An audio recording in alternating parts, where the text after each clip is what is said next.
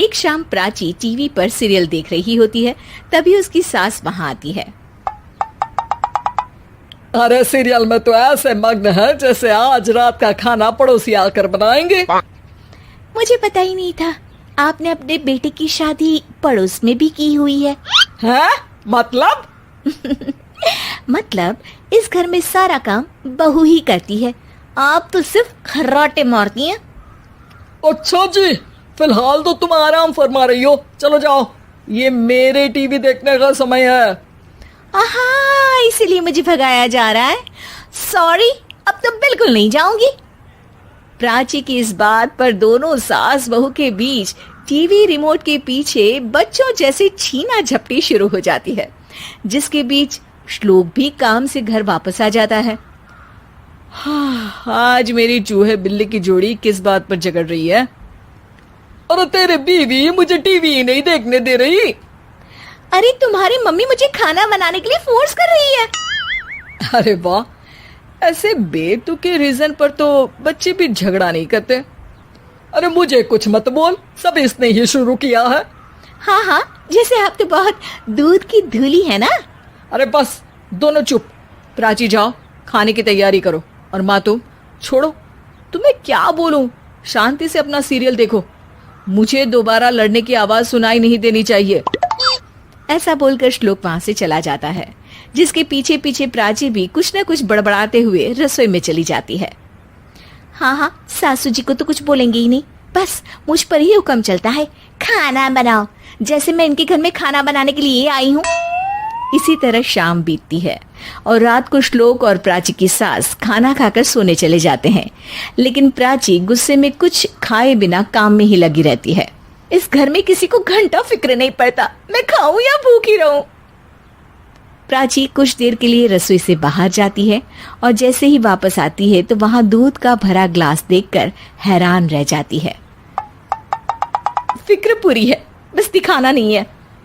प्राची दूध पीकर सोने चली जाती है और अगली सुबह एक बार फिर सास बहू का कार्टून नेटवर्क स्टार्ट हो जाता है। ये तुमने ही किया है। अरे अजीब जबरदस्ती है, मैं बोल रही हूँ मैंने कुछ नहीं किया। दोनों ने मिलकर पूरे घर को पागल खाना बनाया हुआ है। यहाँ कोई नॉर्मल इंसान तो रह ही नहीं सकता, इसीलिए अब पड़ोसी क्या रिश्तेदार भी घर आने से कतराते हैं। और सुन बेटे, तू भी चंगा, तेरी माँ भी चंगी, तेरी बीवी भी चंगी, रिश्तेदार। हाँ जी, आपको नहीं पता क्या, गंगाधर ही शक्तिमान है, रिश्तेदार ही। हाँ हाँ, बस समझ गया। कभी जानवरों जैसे लड़ेंगी तो कभी जुगलबंदी करेंगी। भाई मैं आप दोनों के बीच में नहीं फंसना चाहता। सास बहू की इस मनमौजी जोड़ी से परेशान होकर श्लोक अपना सिर खुजलाता वहां से चला जाता है।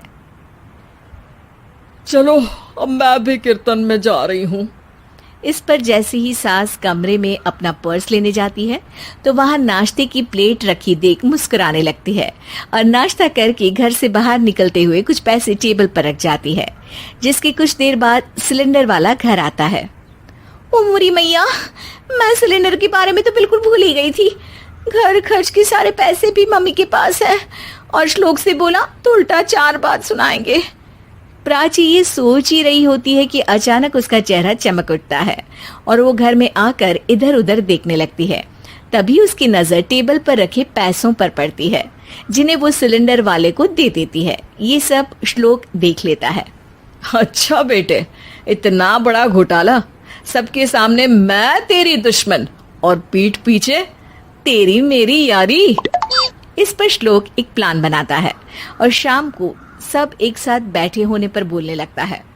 माँ, तुम दोनों की बहुत लड़ाई होती है, इसलिए मैं सोच रहा हूँ कि प्राची को उसके घर छोड़ाऊं, इससे वो भी खुश रहेगी और तुम भी। अचानक श्लोक की ये बात सुनकर सास बहू शौक से उसकी तरफ देखती हैं। अरे ऐसे कैसे घर छोड़ाओगे, मुझे कहीं नहीं जाना। अरे तुमने बोला नहीं पर मैंने सुन लिया, तुम्हें मम्मी के साथ रहना अच्छा नहीं लगता, मुझे पता है। अरे वो, अरे जब बहू खुद कुछ काम बोले तो वो तुझे सुनता नहीं, और अब जो इसने बोला ही नहीं वो तू समझ गया। जब उसे नहीं जाना तो फिर जबरदस्ती क्यों कर रहा है? अच्छा, फिर आपको मौसी के घर छोड़ाता हूँ, बस अब आप दोनों एक घर में एक छत के नीचे नहीं रह सकती। मैं इस टॉम एंड जेरी की जोड़ी को और नहीं झेल सकता। है? ऐसे कैसे नहीं रह सकते? तुम्हें इतनी दिक्कत है तो तुम्हारा बोरिया बिस्तर पैक कर देती हूँ, लेकिन मम्मी जी कहीं नहीं जाएंगी। बिल्कुल यही सुनना था मुझे। अगर दोनों में इतना ही प्यार है फिर हर वक्त ये लड़ाई का नाटक क्यों करती हो? देखा मैंने कैसे माँ किचन में दूध रखती है और तुम उनके लिए कमरे में नाश्ता रखती हो, और कैसे वो पहले ही तुम्हारी दिक्कत समझकर घर में पैसे रखकर बाहर जाती है। अरे भाई, इतना ड्रामा तो डेली सोप में भी नहीं होता जितना तुम दोनों ने इस घर में फैलाया हुआ है। तू हमें टॉम एंड जेरी बोलता है ना, तो याद कर वो दोनों भी एक दूसरे को बाहर वालों की बुरी नजर से बचाने के लिए हमेशा सबके सामने लड़ते थे, लेकिन अकेले में दिक्कत के समय मदद भी तो करते थे। बस हमारा रिश्ता भी कुछ ऐसा ही है। और वैसे भी अगर सास बहू में तू मैं नहीं होती तो दुनिया वालों को कहानियां कैसे मिलेंगी?